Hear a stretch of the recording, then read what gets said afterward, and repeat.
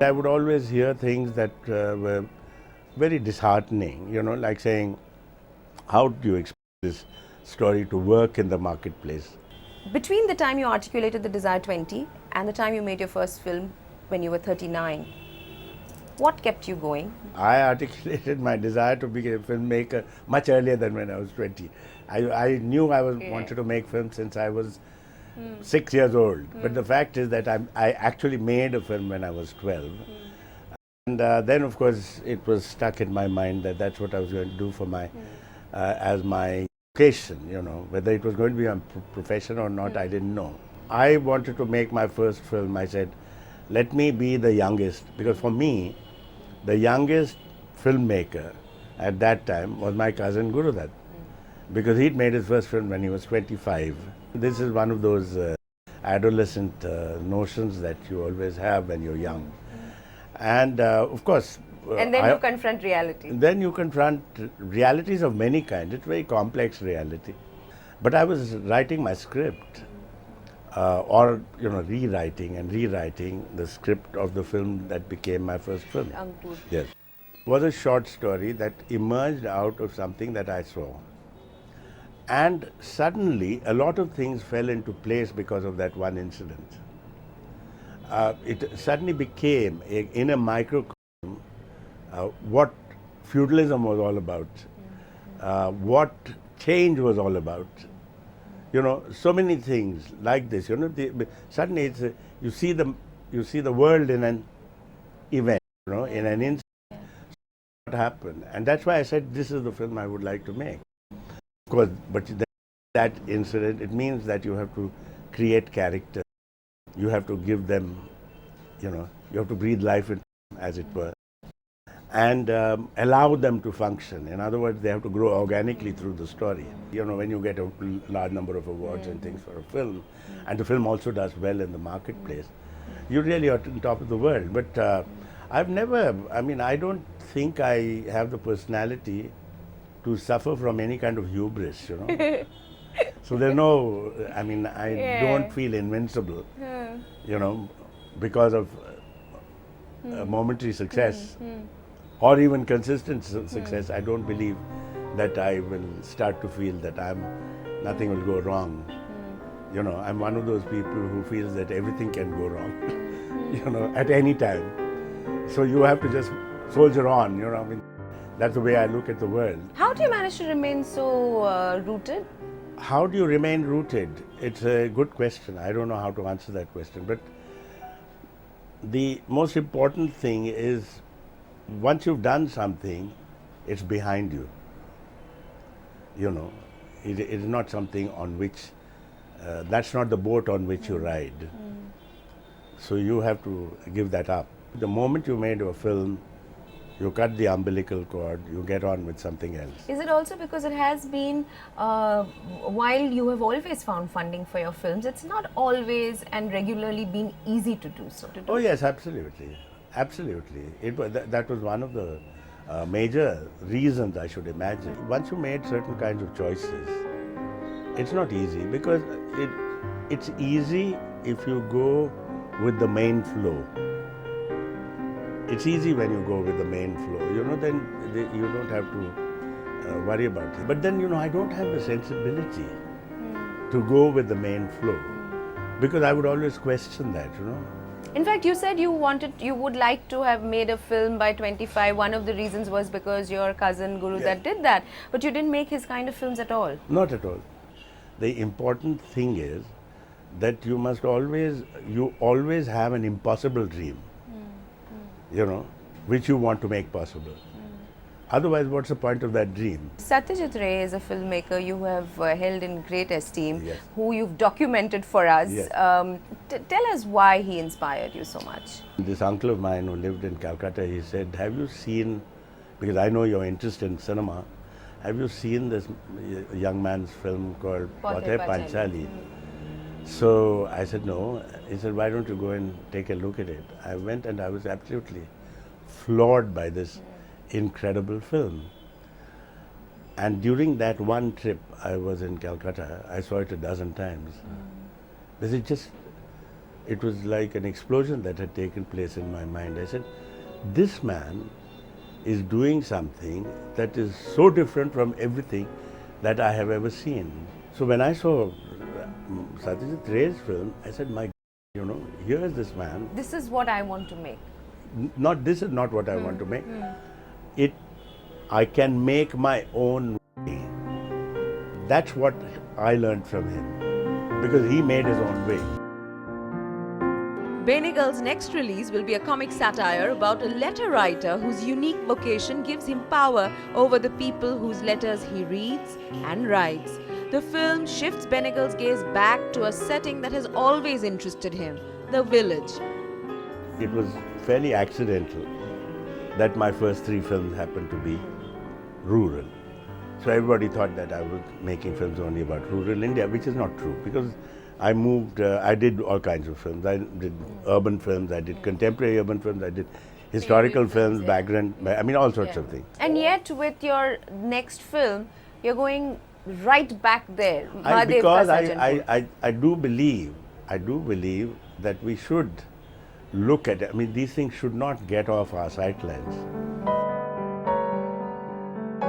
And when we are talking about tradition and modernity and movement from tradition to modernity and how to reconcile our traditions, that which we do not wish to lose, with the kind of modernity which we are going ahead with, all these questions that constantly people worry about, and our cinemas, our Saas Bahu serials, for instance, soap operas, always, lauding tradition, but there's nobody really traditional out there, somehow we have relegated to the village to a penumbral darkness.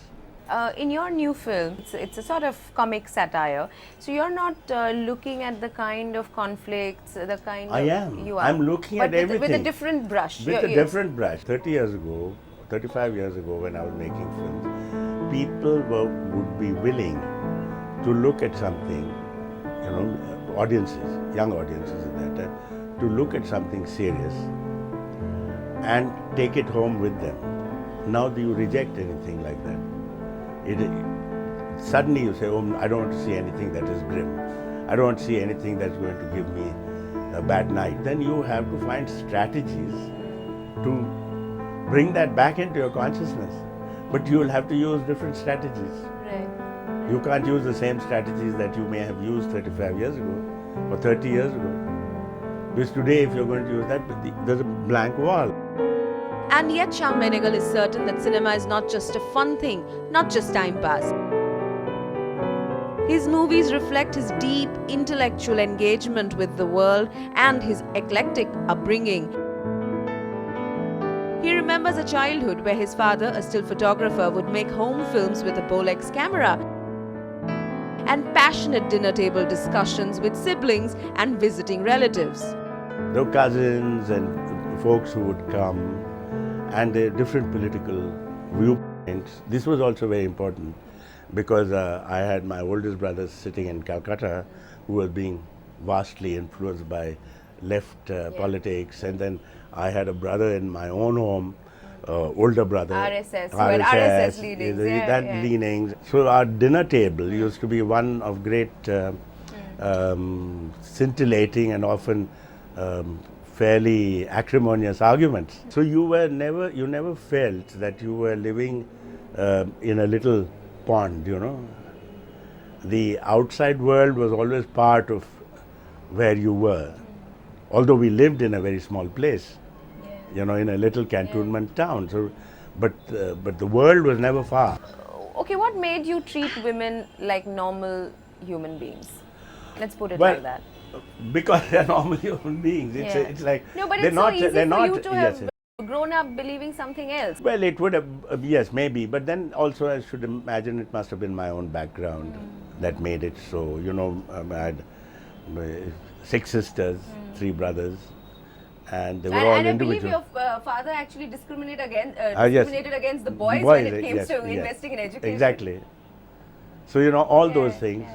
That didn't matter. And then, independence of women is a very important aspect, according to me. Another thing is that patriarchal societies always see women as victims. And the moment you see a woman as a victim, you already weakened her. Talking about women, these two wonderful actors who you gave or introduced us to, Shabana Azmi and Smita Patil, anything that brings to us why they are such brilliant craftspeople, why they are such wonderful actors? Well, many things. Because they're the kind of people they are. Also their backgrounds, don't forget. The kind of experiences they brought to bear. Similar to yours in that sense. To some extent maybe, but much more. I mean, take Shabana for instance. Her parents were communists. She lived in a commune as she was growing up. There are so many, the kind of experiences she had, even as a child, very few children would have. She can bring, she can internalize so many different things which can emerge in a performance. Smita did the same. Although she was not a trained actress, she did the same. She came from a politically active family. So their concerns went beyond themselves. Girish Karnad has said that this famous rivalry that the whole world, even today, keeps alluding to is rivalry that stems from the fact that both of them wanted to, were a rival for your affections, for your respect, or being number one with you. Do you agree with that? Oh no, I think Girish tends to exaggerate these things. I don't really believe that. Although, of course, Girish himself, I think his contribution to my work has been very, very great. I have a great admiration for him. But you don't agree with this statement No, of no, his? I don't agree with that. It's easy to intimidate an audience because you are in a position which you can. What's the point of that? You'll drive them away. Not invite them into your world. Invite them with every strategic device you can put together. What do you do when they reject you? Well, you try again.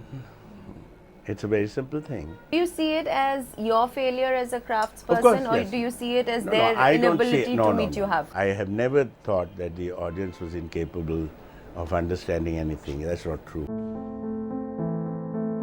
At 73, Shyam Benegal has won every accolade the country has to offer. He was nominated to the Rajya Sabha in 2006 and is in a hurry to make his next film. One which will have his trademark style. Characters, no matter how villainous, always justified by their context. This filmmaker wants his audience to find their own morality. Are you ambivalent then? I'm not ambivalent, but I do want people to realize, you know that when somebody does something wrong or falls foul of accepted social norms, The brothers in Nishan, they are the kind of people, they enjoy a power that is only because it has been sanctified by tradition. But they are villains, there's no question. Villains in terms of social norms. But I'm not painting them tarring them myself, there is a human aspect to everybody. what stops you from playing God. God? Because I'm not God. But It's most as simple. filmmakers for that Most that filmmakers time do. But do believe that they are. you have a position. You are in that position to play God.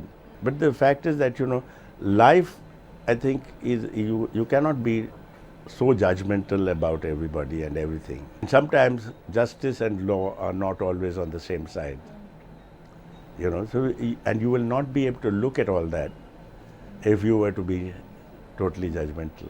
But I want to know, out of this body of work that you have so far for us, which films do you think are the most emotional in their appeal? For audiences, I know that Ankur continues to have that kind of a charge. No, I'm saying for Shyam Benegal I see the flaws in your films. in my films too easily. But I can tell you, there are some films that I can see. Some films I can't see in their entirety. That's what I mean. Like I can see a film like, say, Bhumika. I can see a film like Mandi. you know, and enjoy it. I can even see films like Mammo and so on and so forth. But there are some films that I can't sit there and see. I won't name them. You know, I made too many mistakes in this one. Yeah. From what we've read, heard, you say, seen your films, there is this strong intellectual base to everything that you're doing. What is the emotion that gets you personally? The most important emotional thing that for me is important is the compassion. Because there is nothing, there is no binding force that is greater than compassion. You know? And if I can get the right kind of situation where the audience can be involved in something in a compassionate way, that I see that as an achievement. Shyam Benegal, thank you very much. We Thank look you. forward to your next film in August Yes. and whatever you're moving on to after that. Thank you. Thank you.